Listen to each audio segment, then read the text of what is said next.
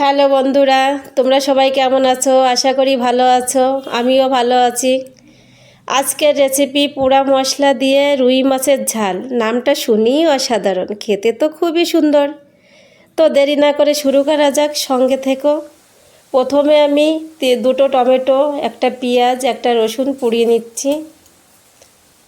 দেখো, সুন্দর করে পুড়িয়ে নিতে হবে। পোড়া মশলা দিয়ে রেসিপি খুবই ভালো লাগে খেতে। দেখো, দুপাশ ঘুরিয়ে ঘুরিয়ে এভাবে পুড়িয়ে নিতে হবে।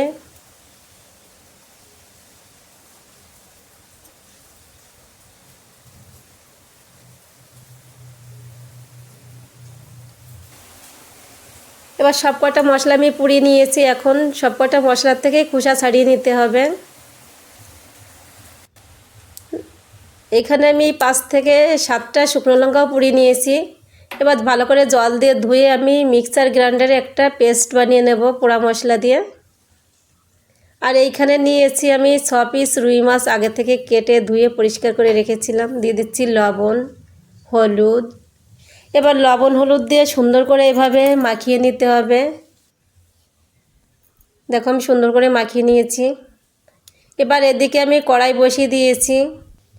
কড়াইটা একটু গরম হয়েছে, দিয়ে দিচ্ছি সরষের তেল।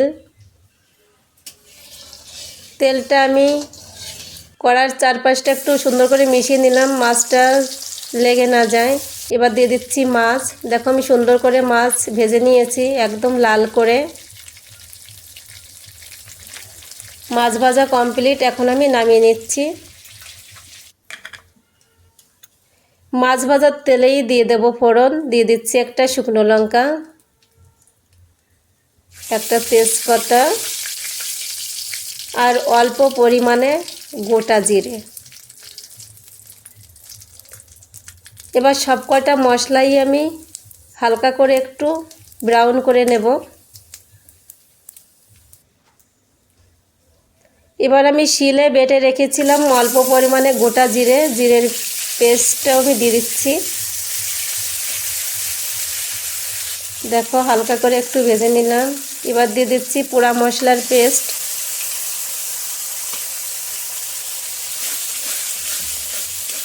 এবার 2 থেকে 3 মিনিট আমি এভাবে কষিয়ে নেব হালকা আঁচে রেখে। এবার দিয়ে দিচ্ছি পরিমাণ মতো লবণ, পরিমাণ মতো হলুদ,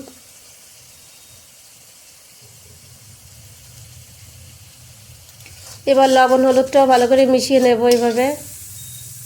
দেখো, মশলাটা কষানো হয়ে এসছে। এবার অল্প পরিমাণে জল দিয়ে আরেকটু কষিয়ে নেব। আমি কিন্তু হালকা আঁচে রেখেছি। মশলা কষানো কমপ্লিট। এবার দিয়ে দিচ্ছি পরিমাণ মতো জল। আমি একটু গা মাখা রাখবো, সেই কারণেও আমি অল্প জল দিচ্ছি। তোমরা চাইলে একটু বেশিও দিতে পারো জল। একটা গ্রেভি বানিয়ে নিলাম। দেখো, আমি 5 থেকে 7 মিনিট একটু ফুটিয়ে নিলাম, সুন্দর একটা কালার এসছে। এবার দিয়ে দিচ্ছি মাছ। দেখো, মাছটা এভাবে ভালো করে উল্টে দিতে হবে, খেতেও দারুণ লাগবে। আর কালারটা তো একদম অসাধারণ। দেখো, আমার মাছটা প্রায় হয়ে এসছে। তোমরা অবশ্যই বাড়িতে একবার বানিয়ে খেও, দারুণ লাগে খেতে।